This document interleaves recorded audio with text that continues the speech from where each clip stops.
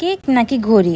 Hello everyone, আসসালামু আলাইকুম। তো আজকে হচ্ছে আমি এমন একটা কেক বানাবো যেটা হচ্ছে ঘড়ির মতো দেখতে না, শুধু ঘড়ির মতো কিন্তু টাইমও আপনাদেরকে দেখাবে, মানে যেটা কিনা চলন্ত একটা ঘড়ি কেক হবে।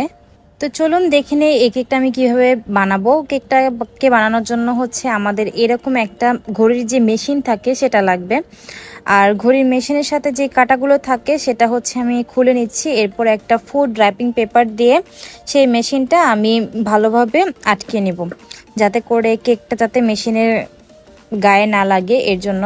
তো এরপরে হচ্ছে কেকের মধ্যে আমি মেশিনের মাপ অনুযায়ী একটা অংশ কেটে নেব। আর এমন ঘড়ি কেক কিন্তু এর আগে আমি বাংলাদেশের কোনো বেকার্সকে বানাতে দেখিনি, তাই হচ্ছে আমি একটু মজা করে বললাম যে বাংলাদেশে আমি প্রথম এটা বানাইছি। এখন ঘড়ির যে মেশিনটা আছে সেটা আমি কেকের মধ্যে দিয়ে দিব ওই জায়গাটাতে, আর বাকি জায়গাটা আমি ক্রিম দিয়ে ফিনিশিং করে দিব এখানে। এরপর কেকটাকে একটু এবড়ো থেবড়ো লাগছিল আমার কাছে ফিনিশিংয়ে, তাই আমি একটা অয়েল ব্রাশ দিয়ে এভাবে ডিজাইনটা করে ফেললাম। ঘড়ির মেশিনের উপরে একটা অংশ কিন্তু আমরা আমাদের কেকের উপরে রেখেছিলাম, তো সেই অংশটাতে হচ্ছে ঘড়ির যে কাঁটাগুলো থাকে সেই কাঁটাগুলো আমি আস্তে আস্তে দিয়ে ফেলছি। এরপর আমি ঘড়ির যে টাইমগুলো থাকে সেগুলো হচ্ছে কেকের উপর বসিয়ে দিচ্ছি। এগুলো আমি ফন্ডেন্ট দিয়ে করেছিলাম। একটা একটা করে প্রতিটা টাইমই হচ্ছে আমি ঘড়িতে দিয়ে দিলাম। ফার্স্টে হচ্ছে চার কোণার যে চারটা টাইম থাকে সেটা দিব, তারপর হচ্ছে মাঝের লেটারগুলো দিব।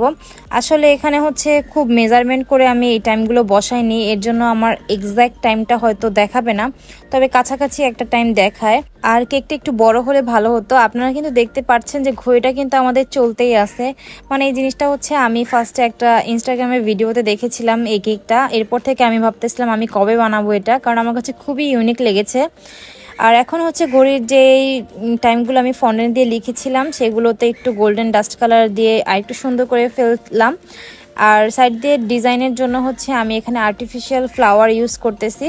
তো আপনারা কিন্তু এই আর্টিফিশিয়াল ফ্লাওয়ার দিয়ে যে কোনো কেকের ডিজাইন করতে পারেন। এগুলো দিয়ে কেকের ডিজাইন করলে কিন্তু অনেক বেশি সুন্দর লাগে। কেকের পুরো সাইডে হচ্ছে আমি এই ডিজাইনটা দিয়ে দিব, যেহেতু আমার কাছে বর্ডার দেওয়ার মতো বা অন্য কিছু করার মতো কোনো জায়গাই ছিল না।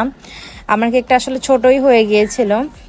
এটা 1.5 পাউন্ডের একটা কেক ছিল, তো আমি সব জায়গাতে হচ্ছে আমি ফ্লাওয়ার বসিয়ে দিলাম। আর দেখতেই পারতেছেন যে ফ্লাওয়ার বসানোর পরে কেকটার লুকটা কত বেশি সুন্দর লাগতেছে।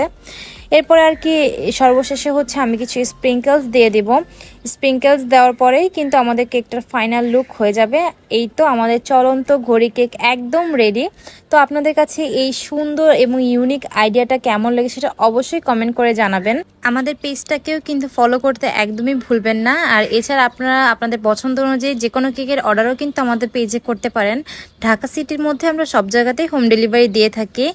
তো এই ছিল আমার আজকের video. Thank you everyone for watching our video. আল্লাহ হাফেজ।